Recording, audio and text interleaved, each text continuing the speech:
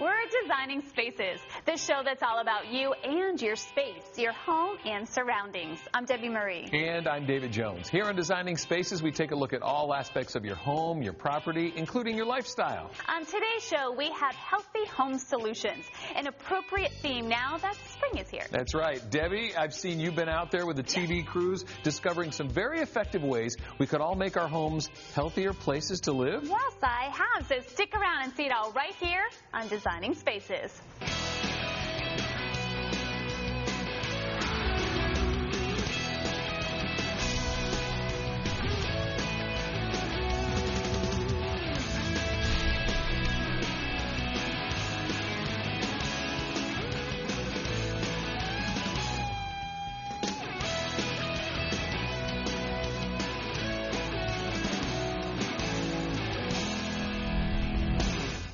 The mention of floods strikes fear into the hearts of all property owners, as it should. To learn more about floods and your home, Designing Spaces visits Nashville, Tennessee. Anywhere it rains, it can flood. Nashville has a rich history, famous as an American cultural center for music, and recently impacted by a flood, affecting hundreds of homes and businesses. Designing Spaces met up with Gene Salvatore from the Insurance Information Institute and a specialist in flood insurance to better understand the consequences of flooding and the importance of being financially protected.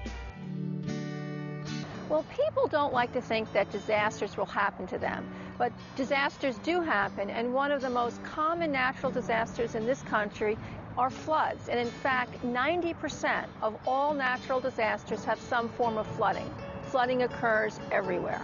In fact, it only takes a few inches of water to cause thousands or even tens of thousands of dollars worth of damage to the structure of your home and to the things that you own in it. Gene and Designing Spaces met up with the Greenwood family. Let's hear their story. Katie and I met when we came here to Nashville for college. Free Will Baptist Bible College in Nashville, Tennessee is where we met and fell in love and became friends, and then we've been married for 21 years. We have 3 daughters, Abby, 18, Allie, 13, and Andy, 11, and we love our life here in Nashville, Tennessee. We actually moved into the house about a year and a half before the flood. Early in that week, when they started predicting the massive amounts of rains that were going to be coming, seeing this incredible footage of trailers and cars floating down the side of Interstate 24, it was really surreal. Sunday morning came, it was still raining, and it was during that morning we heard the Corps of Engineers announce that it's going to exceed its banks. And so we began helping clear out the house down the street. It's just a one-level home. And then we came back down to our house, and we found that we had about 4 feet of water in the basement. It rose about 8 feet in about an hour. In 20 minutes' time, we went from, I think we're going to be okay. If we have to move upstairs for the night, we can, to, oh my goodness, get very few essentials and we're going to have to leave. So this is our basement. This is the area that was If the flood was still here right now, I mean, the water was totally over this. All of this was covered, and then on into our living space above. It was crazy. Wow. What was the process like? I mean, how was it to file the claim to start rebuilding? That part of the process was actually very easy. I mean, we filled out the information that they needed, answered a few questions on the phone. Our adjuster was here, and he went all around the house, up and down and through it. And then within another week or 10 days, we had the report back to show what the estimate was of how much damage our home had taken on. And we were done. It was that simple. Was there anything that you would have done sort of differently just to prepare? I made the assumption that I had homeowners and I had flood insurance and that I was covered. So there was a little bit of a surprise there to know that we didn't have the contents covered. So that's what I would do over again. I would make sure I know what my policy says. So you would have asked more questions? Yes, you better believe it. By Thursday of that week, as the water dropped enough for tall trucks to drive in, that was when we noticed the car that was parked waiting to come to see us as soon as the water dropped low enough, and that was a FEMA official.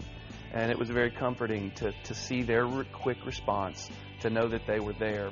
Our FEMA rep came to talk with us, spent probably an hour in our home asking us questions, talking to us about what we have lost. We knew that we were going to have a job ahead of us. But it was comforting to know that the things that were in place to protect us, that was going to be taken care of. We really thought we've got flood insurance. We kind of balked at having to pay for it when we first bought the house.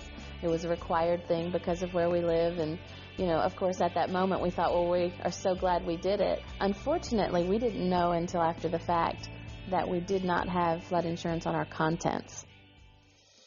One of the greatest things about the whole process after the fact was seeing our community rally around those of us who had gone through this. We were amazed and overwhelmed by the response that we got. That part of things still is very overwhelming to me emotionally because of the way it blessed our family to see them selflessly provide hours and hours of service, funds, resources to help us to recover from this. Learning from other people's experience is very important, and we see after every disaster that people who took the time to get the right amount and type of insurance, including flood insurance, are in a much better place after the disaster. Flood insurance from the National Flood Insurance Program is available in any community that participates in the FEMA program.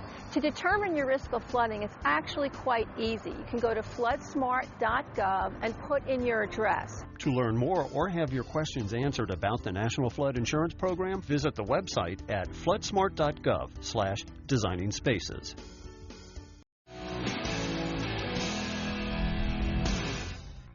A lot of good informative stories on our show today, and we wish we had time for some more. I know that always happens. Someday we're going to have to do a follow-up on our healthy home solution topic. But for right now, it's goodbye. I'm David Jones. And I'm Debbie Marie. We'll see you next time. Bye-bye.